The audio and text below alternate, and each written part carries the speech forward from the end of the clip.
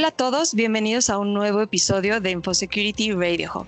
Hoy tenemos un súper episodio, un súper tema. Vamos a estar platicando de ransomware, la amenaza que sigue latente y sobre todo algunos tips para mitigarla. Yo soy Carolina Méndez, mucho gusto, soy la host de este episodio y hoy vamos a estar platicando con Sandra Barajas de Easy Counsel. Muchísimas gracias, Sandra, por acompañarnos el día de hoy en este episodio. Al contrario, muchas gracias, Caro. Es un gusto verte y saludarte, aunque sea por este medio. Te agradezco mucho la invitación. Te agradezco mucho sobre todo el hecho de que me consideres experta en el tema. Es un honor para mí que me consideres para estos eventos. Muchas gracias. No, a ti muchísimas gracias por aceptar la invitación, por hoy esta plática que vamos a tener. Y pues lo primero, ¿nos puedes platicar un poquito sobre tu rol en Easy Counsel, que es pues una organización, yo creo que la asociación con más presencia en la mayor cantidad de países? Entonces, si nos pudieras platicar un poquito más sobre ti y sobre este rol tan interesante. Claro que sí. Bueno, pues yo soy directora general de Grupo Alapti y tengo ya unos buenos 19 años trabajando como representante y distribuidor exclusivo en Latinoamérica de los contenidos y certificaciones del Easy Counsel Internacional, que como bien dices, Easy Counsel es uno de los organismos certificadores en ciberseguridad más reconocidos a nivel mundial y pues como tal ha colaborado con empresas y gobiernos alrededor del mundo, pues brindando soporte y entrenamiento en seguridad informática y sobre todo contribuyendo en gran medida a la creación de una cultura de ciberseguridad, construyendo cibercarreras para intentar pues cerrar cada vez más la brecha que existe entre la demanda y la oferta de profesionales en el tema. Entonces, por este motivo es que hemos estado involucrados en muchos proyectos que tienen que ver con ataques de ransomware en diferentes lugares del mundo, en diferentes tipos de empresas y también pues en diferentes niveles de organizaciones, ¿no? Claro, tocaste un tema ahí muy interesante que es esta brecha que hay entre lo que necesitan las organizaciones y las empresas y los profesionales que hoy están listos para cubrir esas posiciones, ¿no? Entonces creo que ahí pues Easy Counsel también juega un rol súper importante porque pues bueno, ahí sabemos sobre todo que hay regiones más vulnerables que otras, pues creo, ¿no? Tú seguramente confirmarás o desmentirás, pero Latinoamérica es una de esas regiones. Es correcto, es correcto. Por ejemplo, en México se dice que la tasa de desempleo en ciberseguridad es cero, prácticamente, pero la realidad es que más que una tasa cero de desempleo es que hay aproximadamente 1.6, 1.7 millones de puestos vacantes en el área de ciberseguridad que no pueden ser cubiertos porque no hay mano de obra calificada, ¿no? No hay perfiles profesionales que cubran esas vacantes. Entonces, pues sí, ahí está la oportunidad además también, ¿no? Correcto. Pues muchas gracias, Sandra. Y entrando ya de lleno al tema, tú nos pudieras platicar actualmente cuáles son las tendencias que estamos viendo en ransomware y sobre todo si hay alguna evolución que hayan visto entre, pues, ¿no? Hace algunos años, ahora en cómo están operando los atacantes, ¿no? Los cibercriminales. Claro que sí, Caro. Bueno, pues el ransomware, explicado de una forma muy sencilla, es un tipo de malware o software malicioso que básicamente bloquea el acceso a los archivos o a los sistemas de una víctima y exige un pago para restaurar el acceso. Ajá. Okay. Este software malicioso utiliza pues técnicas de cifrado para secuestrar datos, los encripta y pues los atacantes suelen amenazar también con divulgar información sensible si no se cumple con el rescate, ¿no? De eso va un ataque de ransomware. Y pues bueno, estos ataques pueden afectar tanto a personas como a empresas y pues obviamente gobiernos, ¿no? Y han evolucionado ya incluso para incluir tácticas de doble o hasta triple extorsión, ¿no? ¿Qué quiere decir esto? Que no solamente encriptan la información y piden rescate por ella, sino que además exigen pago, por ejemplo, para no divulgarla, ¿no? Claro, ok. El ransomware ha evolucionado muchísimo desde sus inicios, que fue por ahí en la década de los 80s, cuando los ataques pues eran más simples y se dirigían principalmente a individuos, ¿no? Hoy en día los atacantes han adoptado ya tácticas súper sofisticadas y mucho más organizadas, como por ejemplo el modelo de negocio conocido como Ransomware as a Service, no sé si has escuchado de él, el famoso RAS, que básicamente permite a ciberdelincuentes prácticamente sin ninguna experiencia lanzar ataques utilizando herramientas avanzadas, ¿no? Ya es como un tipo modelo de negocio en el que los desarrolladores de ransomware pues crean herramientas específicas o incluso hasta kits que venden o alquilan a otros ciberdelincuentes que les llaman afiliados. Y entonces pues cualquier persona sin experiencia técnica ya puede lanzar este tipo de ataques y pues estos desarrolladores de ransomware as a service pues ya les dan de que servicios de soporte técnico y les ofrecen actualizaciones y su bonito panel de control para que estén gestionando los ataques, ¿no? Ya con suscripción y mensualidades y así, ¿no? Hasta ya ha evolucionado este tipo de malware ya. Wow, no, ya toda una industria, que impresionante, ¿no? Correcto, Ahí, sí, ya. sí. Un servicio completo de Un suscripción. servicio completo, sí, wow, eso está muy impresionante. Y bueno, más allá del secuestro de datos, que era lo que mencionabas, ¿no? Que encriptan tu información y te piden un rescate, pues tal cual secuestran tu data, que ha habido casos que han pasado y que no, una empresa muy grande en México que hasta no podía pagar la nómina de sus empleados por este tema. Pero más allá de eso, ¿qué impactos económicos has visto que o nos puedas platicar que generan esto? Adicional, obviamente, a detener tu operación, porque no puedes acceder a tus datos, y obviamente pues el pago, ¿no? Que teóricamente tendrías que hacer, aunque muchas veces en los cursos que nos dan a todo empleado de empresa de cierto tamaño, te dicen, pues lo primero es no pagues, no te comuniques y habla con el experto. ¿Qué otros impactos económicos has visto? Pues es que creo que las pérdidas que genera un ataque de este tipo son grandes independientemente de si se pierden datos o si se pierde dinero, ¿no? Porque lo que para mí es un dato, para alguien más puede ser información valiosa que pueda utilizar para obtener un beneficio económico, ¿no? Y hay información tan valiosa que puede valer muchísimo dinero, tipo secretos comerciales o tal vez patentes, o incluso puede paralizar por completo un sector de la economía en un ataque de gran escala, ¿no? No sé, siento que el pago de rescates también puede hacer que la empresa pierda credibilidad en el mercado o que pues sus clientes pierdan la confianza en los negocios que hacen con ella por haber sido vulnerada de esta forma, ¿no? Y pues en ese sentido el costo es invaluable. Digo, los costos pueden variar claro, dependiendo de la magnitud del ataque y del tipo de organización, ¿no? Hay muchas estadísticas, dependiendo de dónde las leas o dónde las obtengas. En promedio, por ejemplo, en 2023 se calcularon pagos por ransomware de unos $400 millones, ¿no? En rescates. Pero pues como te decía, esto varía mucho dependiendo del caso y dependiendo de la región del mundo en la que se dé el ataque, ¿no? Y de la información que se comprometa. Claro, y sobre todo la apertura de esta información, ¿no? Porque no, pues supongo que es como a lo mejor una comparación medio básica, pero decir cuántos delitos no son declarados o no se levanta alguna denuncia. Entonces creo que pudiera ser algo similar. Y en cuanto al tema de pues cuánto vale la confianza o tu reputación como empresa versus, ¿no? Frente a tus clientes. Entonces ahí sí seguramente habrá algunas fórmulas y pudiéramos hacer un análisis costo-beneficio para medir ese impacto, pero además de lo económico, pues está ese impacto en la reputación de alguna marca o de una empresa. Entonces, pues también ahí es algo a considerar. Exacto, puede ser relativo en función de todos esos factores que tú comentas, ¿no? ¿Y crees que nos pudieras compartir algún ejemplo, algún caso real que tú hayas visto sobre algún rescate o algo similar? Pues hace un par de años se dio un ataque de este tipo a una compañía petrolera de Estados Unidos que se llama Colonial Pipeline. Esta empresa opera un oleoducto que transporta combustibles desde el Golfo de México a lo largo de toda la costa este de los Estados Unidos, ¿no? Surte aproximadamente la mitad, del 45% de todo el combustible que se consume en esta región del país. Y pues son unas 5,500 millas de tuberías que van desde Texas hasta New Jersey. Esta empresa mueve unos 2,5 millones de barriles de combustible al día, ¿ok? Y pues si tomamos en cuenta que aquí tengo mis numeritos, mira, hay 42 galones de combustible en un barril.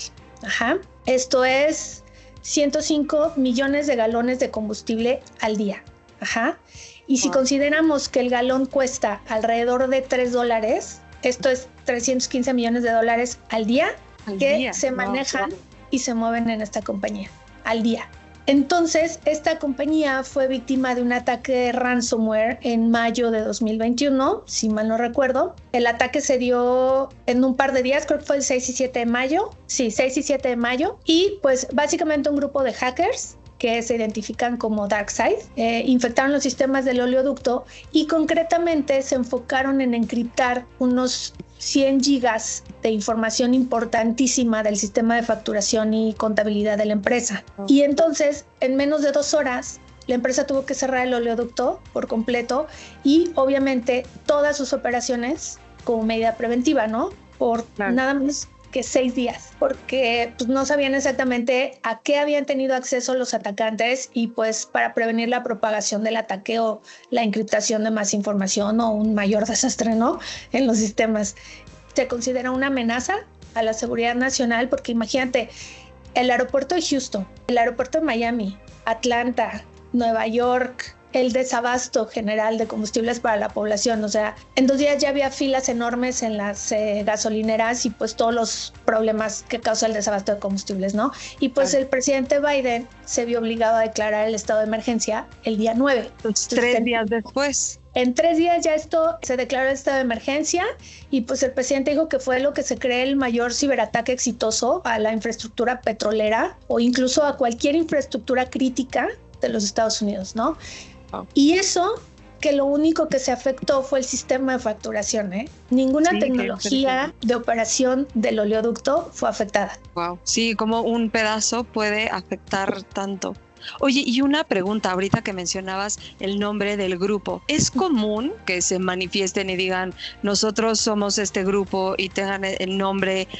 Claramente sus identidades reales no son públicas, pero es común que estos grupos de hackers se identifiquen y tengan un nombre, una identidad así. Sí, acuérdate que para llevar a cabo un ataque cuando un hacker ataca a algún objetivo, no lo hace directamente desde su casa, en su computadora, ¿no? Desde su IP.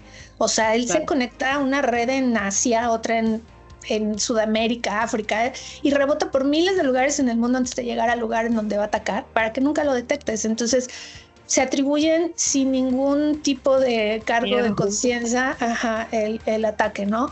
Wow. Y en la mente de los hackers también no es solamente en todas las situaciones un tema económico el que persiguen, ¿no? También es un tema de prestigio y simplemente demostrar que pueden hacerlo y sobre todo pues atacando un gobierno como el de Estados Unidos que se supone que es el más preparado en este tipo de temas, pues imagínate.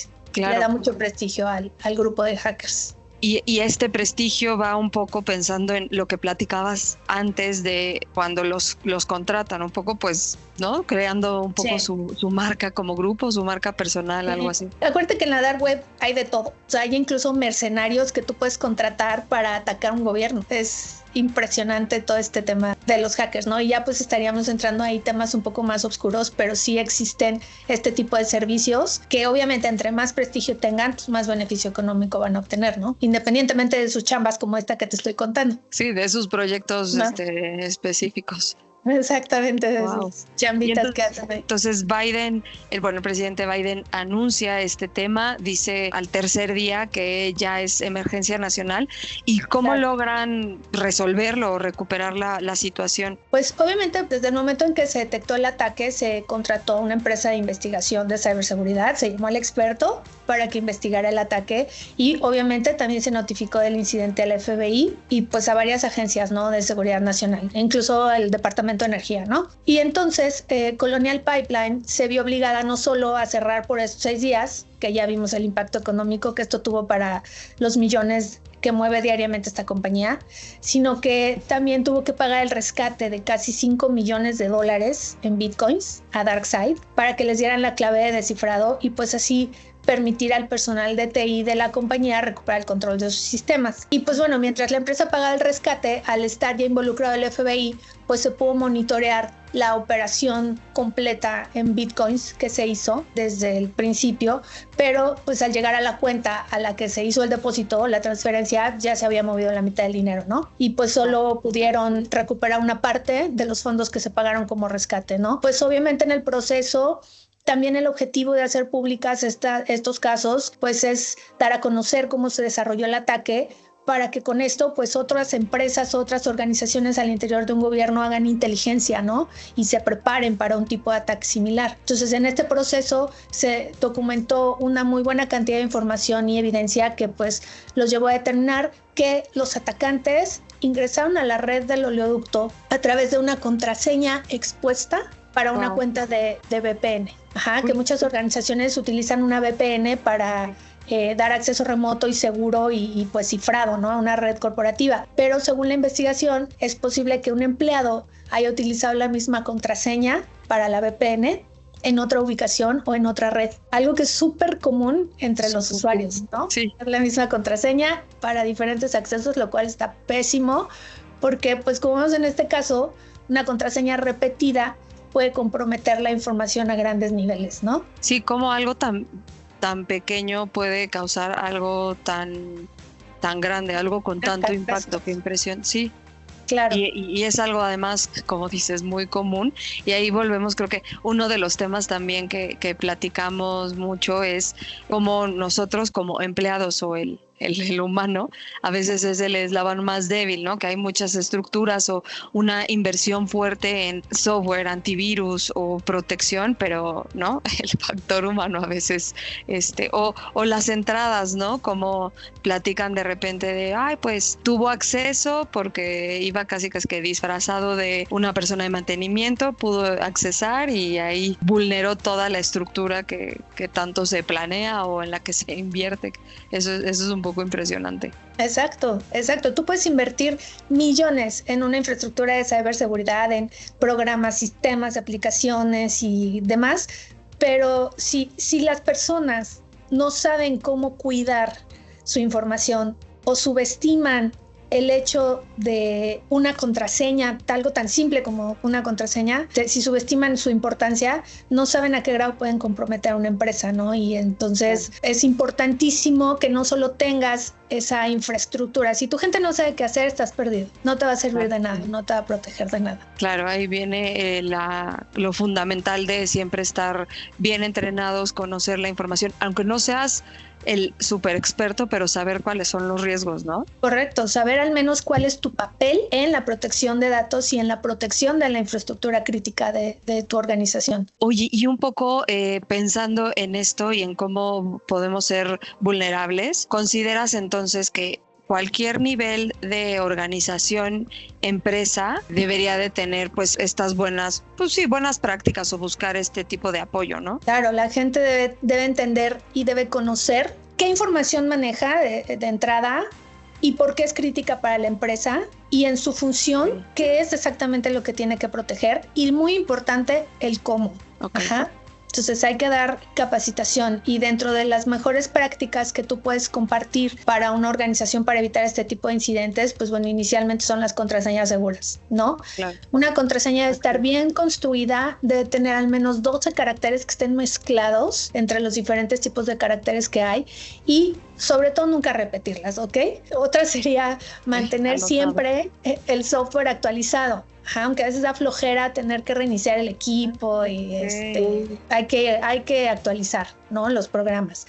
Hacer constantemente copias de seguridad de nuestros archivos y ubicarlas en lugares seguros que estén fuera de la red. Okay. ¿A qué te refieres con fuera de la red? O sea, fuera de la nube, en el escritorio de la computadora, ¿a eso te refieres? Almacenarlas en un dispositivo externo a la computadora y que no esté conectado a la red. O sea, no vas a respaldar esa información en un servidor porque pues también está conectado y también es vulnerable, ¿no? Entonces tiene que estar fuera de la red, desconectado a la red en un disco duro, es lo más recomendable, o en una computadora en la que no te vas a conectar a internet en ningún momento y a la que nadie tenga acceso, porque también las personas son un riesgo para la seguridad de la información. Entonces, sí, es aislarlo, ¿no? Tal cual, que Correcto. no esté conectado para que no tengan ese acceso. Exacto. Ok. En cuanto a accesos, ¿cierto? Como sí, un segmento. Bueno, también es importante la implementación de seguridad que llaman de tipo Zero Trust, que además de que limita el acceso a los sistemas críticos de las organizaciones, también monitorean continuamente la identidad de los usuarios para poder detectar intrusos. Es muy importante. Es muy importante tener un firewall activo en todas las organizaciones, tener el antivirus actualizado y que esté actualizado porque todos los días sale uno nuevo y por supuesto monitoreos constantes de la red y la realización de pruebas de penetración programadas y constantes, y por la más básica, la más importante, que es la educación y la capacitación a todos los niveles en la organización, sin importar el nivel o posición que tengas, para no ser, como tú dices, el eslabón más débil de la cadena o el riesgo de que ocurra un incidente de seguridad así, ¿no? Claro, sí, que se hace esa puerta de entrada. Ahorita ya nos diste muchísimas recomendaciones, pero un poco pensando en, a lo mejor en México, la industria, que hay industrias mucho más fuertes que otras, pero que a veces no está esta figura a lo mejor de CISO y que tienen un área de IT y que también esa misma área es encargada de la ciberseguridad, ¿no? En México creo que se da mucho eso. No sé si en Latinoamérica sea similar. Me imagino que sí, porque somos una región que típicamente compartimos de ciertas formas de actuar. Pero, ¿qué dirías tú ahí para este tipo de empresas que a lo mejor no porque no lo quieran, sino porque no tienen pues la estructura suficiente o los recursos para hacer esta división? ¿Qué les recomendarías, no? Como ¿qué pudieran ellos hacer? Lo más importante es tener capacitado tu personal, es saber la función que están desempeñando, qué tipo de riesgo representa para la organización el hecho de que seas la puerta de entrada para un ataque de este tipo, ¿no? Un ciberataque. Entonces, una vez que concientizas en cuáles son los riesgos, debes de enseñarle cómo proteger su información, cómo proteger sus datos, cómo cuidarse. Si es una persona que va a hacer home office, tienes que explicarle la importancia de no conectarse a cualquier red pública, que siempre sea una red segura. Tienes que explicarle de los riesgos de navegar en internet, los tipos de ataques que existen, qué es el malware, los tipos de malware que hay, desde que es un virus, todo ese tipo de cosas muy sencillas y muy simples que aparentemente todos sabemos, pero todos pasamos de largo porque no nos interesa. La responsabilidad es de todos en ciberseguridad. Por ejemplo, yo puedo subestimar mi información y la de mi empresa. Yo digo,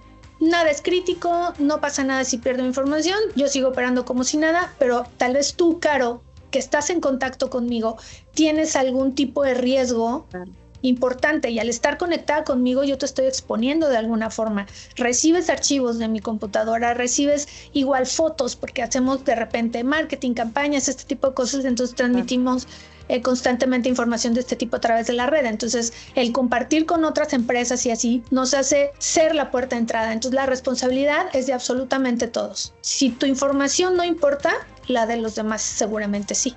Claro, de acuerdo, sí, y también tener cuidado, ¿no? Como en esas cosas que ya hacemos por default, que a lo mejor no pensamos, como por ejemplo ya los celulares que se conectan a redes sin preguntarte a lo mejor si quieres conectarte, cosas así que hoy ya hacemos como por inercia, por el día a día, ¿no? Exacto, pero eso es desconocimiento puro. Entonces, para mí, todo radica en el entrenamiento, en la capacitación y en la concientización. Antes de despedirnos, ¿algún consejo o recomendación, tip o algo así para quienes nos están escuchando hoy?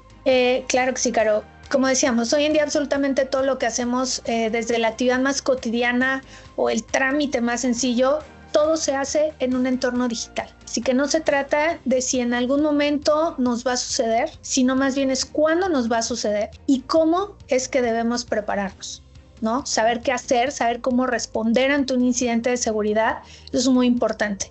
Y eso es parte de la cultura que en Easy Council nos esforzamos todos los días por construir. Así que eduquémonos, la seguridad es responsabilidad de todos. Y pues ese sería mi mensaje, Caro. Muchísimas gracias. No, muchísimas gracias. Y sé que Easy Council tiene muchas certificaciones y hasta algunas sencillas para quien no es experto, y bueno, ahí creo que sería interesante poder conocer cómo protegernos, cómo proteger el entorno. Al final, como dices, estamos en un tema digital al 100%, ya todas nuestras interacciones.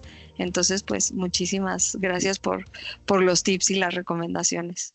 Pues gracias de nuevo, Sandra, por acompañarnos. Nos vemos en el siguiente episodio y adicional, obviamente, nos vamos a ver en InfoSecurity México, que es el 30 de septiembre, 1 de octubre, en Centro Banamex.